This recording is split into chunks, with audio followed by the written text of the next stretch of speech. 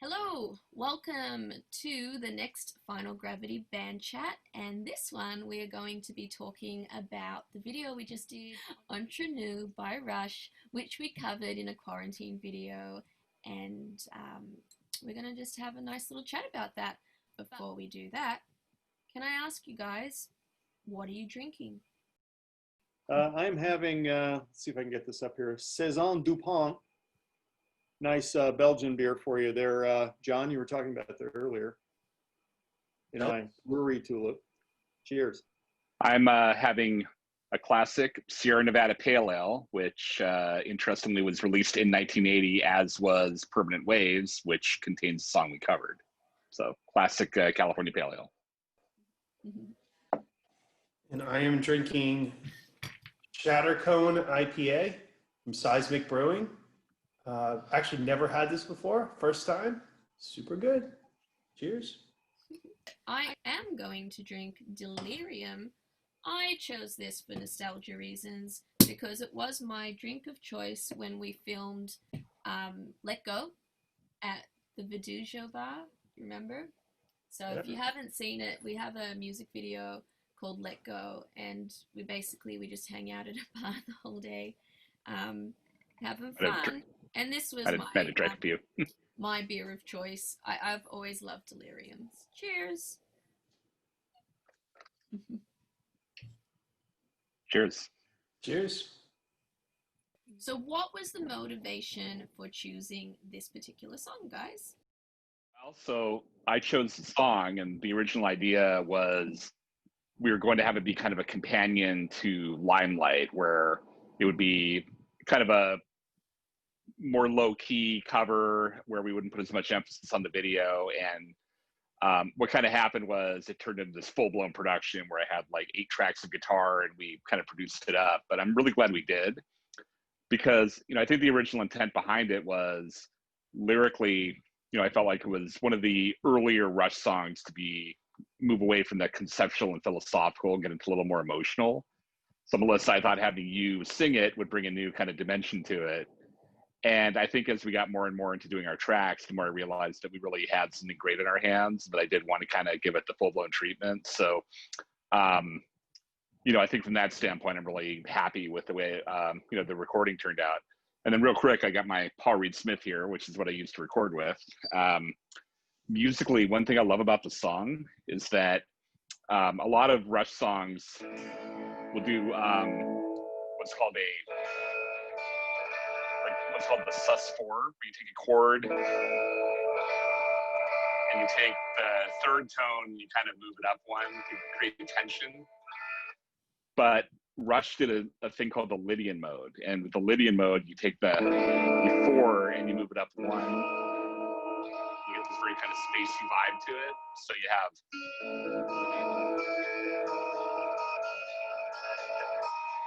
which is just a really cool feel. And, you know, a few of my favorite songs are in Lydian, like Flying in a Blue Dream from Joe Satriani is another one. So love that aspect to it. The verse has these very jazzy chords. It's like a A over G, a D over F sharp, an E over G sharp. But then it's got the kind of more rock chords, like the. And what's funny is I kind of realized after the fact that our song Phoenix borrows a lot of inspiration from the way that song is put together, the compound chords going into the simpler rock chords. So I guess, you know, maybe subconsciously I thought this would be a great song because we're kind of paying tribute to something that influenced one of the, you know, big songs in our upcoming album, Surviving Humanity. And I did enjoy singing it, so you were correct, Mike. I liked the words, I really did. And it was interesting because Geddy doesn't actually sing that high in this particular song. He's kind of more in like the lower range, and so I actually did the choruses up the octave, but I felt like that gave the song a nice kind of breath of air, and I really enjoyed singing them that way and giving it like a little different kind of female presence to the song, which I think works,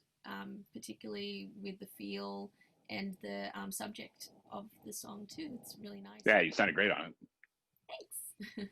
Everyone did. Thank you. It was good, and you got a lot of compliments with your tone. So. Yeah, it's interesting. I don't think so the thing I did is I did try to emulate the amplifier that I think that Alex Lifeson played.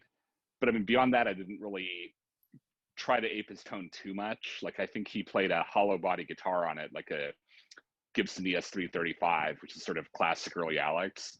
My Paul Reed Smith is a solid body and I guess has a little more modern tone. So I definitely tried to pay tribute to his guitar tone, but also kind of have it be more modern, because I think, you know, the drum sound was more modern. Charles played a 5-string bass on it. So I definitely didn't want to clone the original part, but there are a lot of parts that do sound very similar to what Alex played on there. Well, if I could tell you a secret, I've always loved that song, but I'm horrible with names.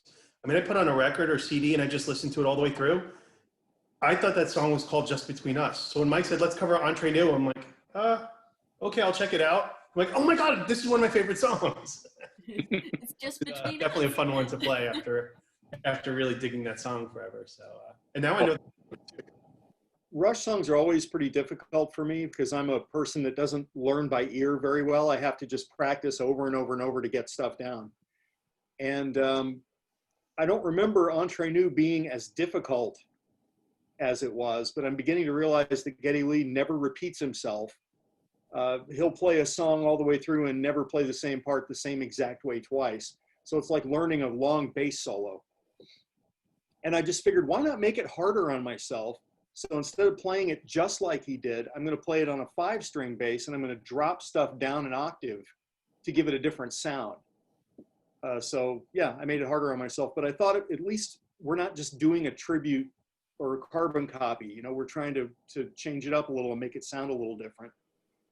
Like Melissa, you mentioned you took the vocals up an octave. I took stuff down an octave. And I had a brand new amp, a dark glass amp that they're known for being really like metal and distorted. And I just figured I'd give it a shot because Geddy's tone as the years went on got more and more and more aggressive, which is weird. Back in the era of Permanent Waves, I listened to the song again. The bass is actually pretty low in the mix and it's pretty polite. And I kind of went the opposite direction. And I wanted to make it more like his live sound has been for the past 20 years or so. So I made it really distorted and really overdriven and really aggressive. And I think it turned out pretty well, although I have not gotten the compliments about my tone that Mike got about his. So maybe I didn't do a good job, but I like the way it turned out. I think it sounds great. Yeah, I think it sounds great. And pat myself on the back. What's that? Pat on the back? No, maybe like the comments about the tone might be more that people pick up on when it's, oh, it's just like the original artist or whatnot. I didn't get any compliments about taking it up an octave, right? So it's kind of like those subtleties. Maybe people doesn't jump out at them, but for me personally, like I really enjoy it, and I really liked switching it up, and I think that that's always like the fun of covering artists, just like you said. So for the record, Charles, I like your tone a lot, and Melissa, I like you going up on the octave a lot. And you know what's interesting is I think the tone combined with you know, being up higher in the mix for this and for Limelight, it really made me appreciate interplay between the drums and the bass that I've heard a million times, but I guess I appreciate it new because I'm kind of hearing it a little more up front. And yeah, Melissa, I think, you know, just emotionally going up in the choruses like that really gave it this sort of emotional peak that really kind of helped add a little, you know, magic X factor to what we were doing. So great job there. See, it's good to have these band chats just so we can get some compliments too, like band members, right? We're our biggest fans. It starts there, right? You want to tell us a little bit about the audio, doing the mixing and that stuff? The coolest thing is it's fun that everyone gets to work on their parts at home, and everyone does such a great job. When they send it to me, everything falls into place super seamlessly. But I think now that this is our 4th quarantine video, I think everyone's performances keep getting better and better. The process sort of gets streamlined, and we keep trying to make the mix developed too, and I'm super happy with the way it turned out. I thought the parts and the sound, the mix came out awesome, and I love how the video turned out. Yeah, speaking of video, Charles, would you like to talk a little bit about the making of the video? It's kind of an interesting story because it wasn't as straightforward as we thought. Well, this was supposed to be Mike's project. He had wanted to take a crack at editing a video, and I said, by all means, because I've been doing them all for pretty much ever since we've been doing videos. So I figured I'd give Mike a shot. Mike had to get set up on a new computer. He had a new piece of software to edit with that he really wasn't that familiar with. And after I had him over and tried to show him some stuff, I realized pretty quickly that Mike's time was limited, whereas mine had opened up. And I just kind of said, you know what, I'll do it.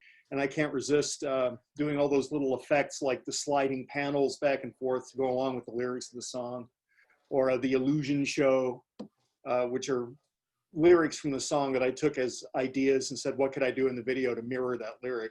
Or Just Between Us, and we split Melissa into two, and literally the band is playing between two versions of her. So yeah, I mean, it's had all the normal challenges of syncing video from 4 different sources, 4 different people with different cameras and different software codecs. I mean, but that's just part of the gig. So, now you know about the song and its creation. Let's talk a little bit about the finer details. Well, one thing for me that I would add is it gave me a chance to play my Taylor 12-string guitar up there, which interesting story. Back in the day, Charles helped me get that guitar for a very nice price. So thank you, Charles. And it's definitely been underutilized for a while. So it's nice to be able to kind of break it out and put it on a song. And it kind of feels to me like Entre Nous and Really Permanent Waves were one of the last albums Rush had for a long time where acoustic guitar was so prominent. They used it for layers in subsequent albums, but it really didn't feel like the 90s till acoustic came back as prominently. So it was really kind of fun to play the 12-string on there. John, did you record the drums in the room at the studio where you shot the video? Yeah, no, the video is of the actual performance of the take. Oh. The first time I recorded my drums in that location, it's the first time I filmed in that location. So it was kind of the first time I set things up. The lighting in the room was a little too dim, so I had to bring in some other lighting. I set up 2 different cameras, a GoPro to my side and an iPhone in front of me. But that recording studio is on a floating floor, so I was kind of surprised that every time I hit the bass drum, the iPhone on the stand would actually like shudder a little bit from the floor vibrating. So kind of an experiment, but I think that's the coolest thing about working on these videos. Every time we do it, I try to do something a little different. I don't want it to be formula, always try to challenge myself and yeah, I kind of learned a little bit from it, but it was fun to make. And yeah, it was my first recording and video in the new studio space. Ooh, yeah, maybe you have to suspend like cameras from the roof or something. I tossed around the idea of maybe kind of thinking about maybe getting a few of them sort of permanently mounted, and maybe get some lights in there and get some cameras kind of mounted. That would just make everything that much more streamlined. So you're going to need drones. Get some drones hovering around. That way you won't get the vibrations. Yeah. Well, I'm just going to put my drums on some type of swivel that can go upside down too while I record. So rotate too. So we had a lot of fun making that video for you. We hope that you enjoyed getting to know the behind the scenes, and stay tuned for a lot more Final Gravity material coming out. We have our album coming out January 29th, 2021. That's the big news. So just keep looking out for all our updates and all our fun things and our beer that's going to come out. Really, really cool stuff. But yeah. Thanks for tuning in with Final Gravity. Thanks, guys. Cheers. Cheers. Cheers to beer. To beer.